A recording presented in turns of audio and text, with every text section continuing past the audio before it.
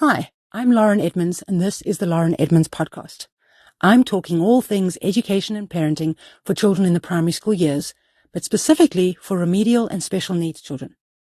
I hope to give you my insights that I've gained over the last 12 years of in-field research, owning a special needs school in Johannesburg, as well as the academic research I've been doing for decades. I hope you enjoy it.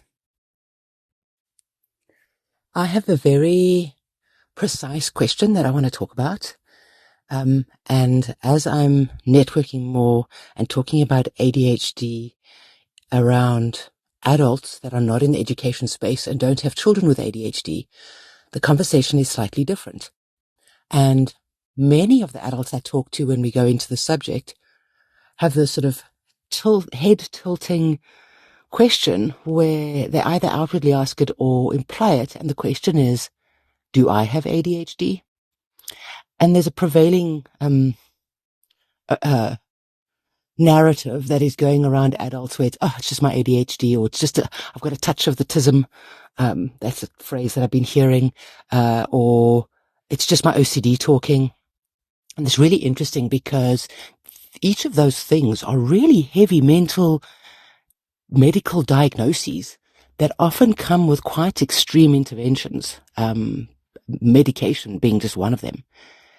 And we throw out these flippant comments, and I don't think they're flippant, actually. I think they are very precise questionings of ourselves. Where am I? What am I? What is my thinking? And I don't think adults are looking for the diagnosis.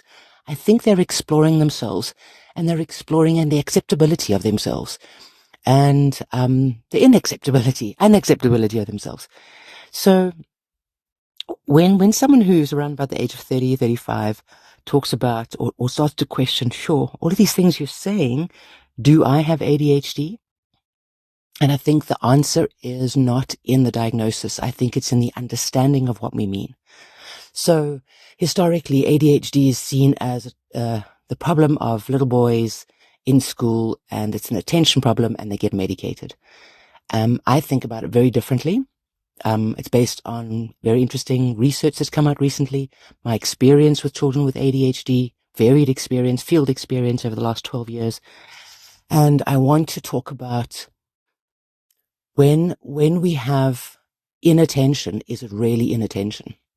And I think we could probably, if I thought about it more, I could probably list all the different types of attentions that we have. And if I researched or refreshed my research, I can come up with a list.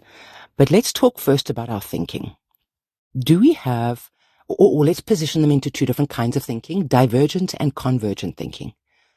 I think that an ADHD brain moves from divergent thinking, so they scatter their brain out and they collect things from their environment. And when they find the answer or the path that they're looking for, their brain switches to a convergent way of thinking. And that looks like scattered attention, and then it looks like hyperfocus. So if we think about it in that way, we don't see it as a disorder. Then let's put another layer on top of that. So let's assume we're understanding that the diagnosis of ADHD also comes with executive dysfunction. If we think of all the executive functioning skills that come into play in the prefrontal cortex, and it develops relatively slowly over up to 25 years or longer, that perhaps there's somewhat of a, I hesitate to use the word delay, but there's somewhat of a delay in the development of organized thinking skills. So now that's interesting, right?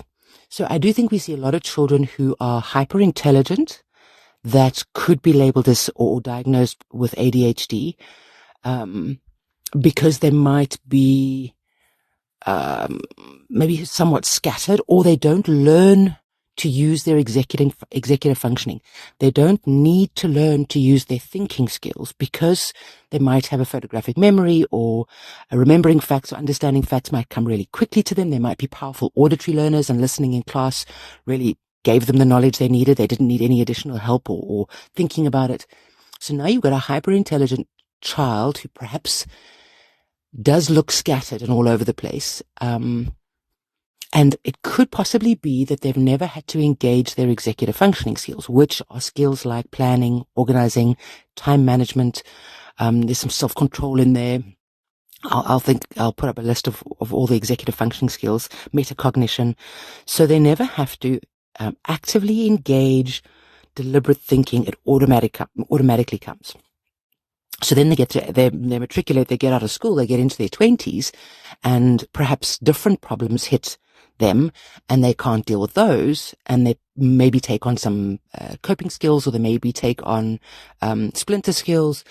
So what I've always found is that people always have a ceiling if they don't address the underlying difficulty, or if it's not identified and addressed, they typically always hit a ceiling. And when you hit the ceiling, you really feel it. Your head bumps up against this. Why? This was so easy before. Why is it hard now? And the answer to that has to be, oh, okay, so what skill have I not developed, and what skill do I need to develop? And I think when I'm dealing with children at a primary school age, that they hit their ceiling relatively early on in life, and they hit it hard and they couldn't get through it. And all we really need to do at a very basic level is develop those skills so that the child can bump past their ceiling, they can smash it to pieces, and they can move through it. But all of us hit ceilings in life. So ADHD, let's go back to ADHD.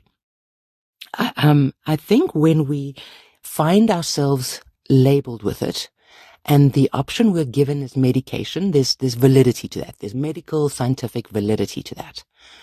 But from an educator's point of view, and from a parenting point of view, or at least the point of view I'm coming from, is if ADHD is understood as executive functioning delays, and perhaps scattered attention or divergent attention coupled with extreme convergent attention, then what is the problem exactly, especially from a schooling point of view, or from a social point of view, or emotional point of view? Then suddenly for me, the ADHD diagnosis is not the thing that we're targeting in terms of remediation. What we're targeting is and I'm going to use this word kind of loosely, the dysfunction around the ADHD. So if a child is not concentrating in class, and we feel like the label is ADHD, and we give them a medication to counter that, how is that helping to build a skill? So maybe it needs to be coupled, or not maybe, it has to be coupled with skill building. But then we feel that the solution has been found in the medication, and we stop solving some of the peripheral, perhaps more important challenges that a child is experiencing. I remember reading a story ages ago, and if I can find the book, I will absolutely give it credit, because I really wish I could find the book where I read this. But the author's a medical practitioner, possibly a specialist, I can't remember. And he tells a story about experiencing physical illness. And he needed to go to a doctor. So he's a doctor, he goes to a doctor friend of his. And they're going through the symptoms, and his friend sort of gives him the diagnosis. They both agree that that's what they think it is, and his friend prescribes medication. So he says to his doctor friend that he's consulting, why are you giving me this medication for this? Because surely the resolution actually lies in an improved diet and improved exercise. And the prescribing friend says, yes, of course it does, but I don't think you're going to do any of those things, so I'm going to give you this medication instead. So let's link that back to the diagnosis of ADHD. There is absolutely a place for medicine, because scientifically and medically, we have seen that certain compounds, and I'm not medical at all, but from a layman's point of view, we have seen that medicine helps. There's a place. However, when we're talking about behavioral elements, and I think that when we've got a child with ADHD and autism, and other diagnoses, there is a medical model for that, absolutely, but there's a social and behavioral model as well, and that has to be addressed. And in that lies not an acceptance of a negative diagnosis, but an acceptance of, I'm just normal and human, and I'm okay. And if we work on these areas, I'm not going to carry around this heavy label for the rest of my life. I can carry it as, oh, and this, and I support it through that. So what I'm always looking for in terms of remediation of children, and when I'm not talking about academic remediation, that's just a small part of it.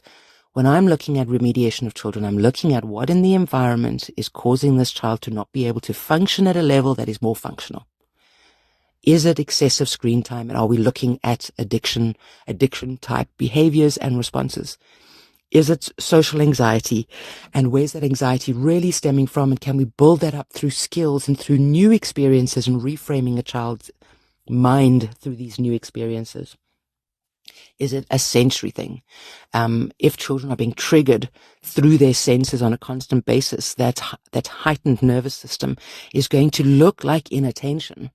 And while we might still be dealing with a diagnosis of ADHD, we want to increase that attention and reduce what is causing inattention, whether it be an interoceptive thing or an external thing. So from my perspective, and what I'm doing in my work is trying to tease out all the symptoms so that we don't throw a singular solution at a singular diagnosis at a child who is not singular, who is complex.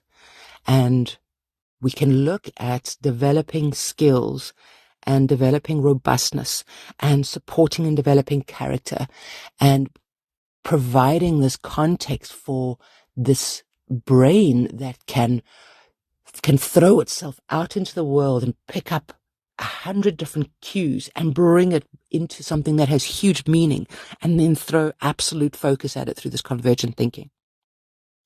And in all of that, develop these executive functioning skills that not only make it easier for children to be in this world, but make it easier for them to think and harness this beautiful brain that they have.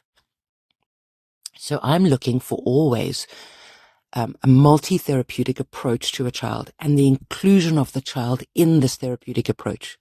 We are not doing things to children or on children. We are working with children.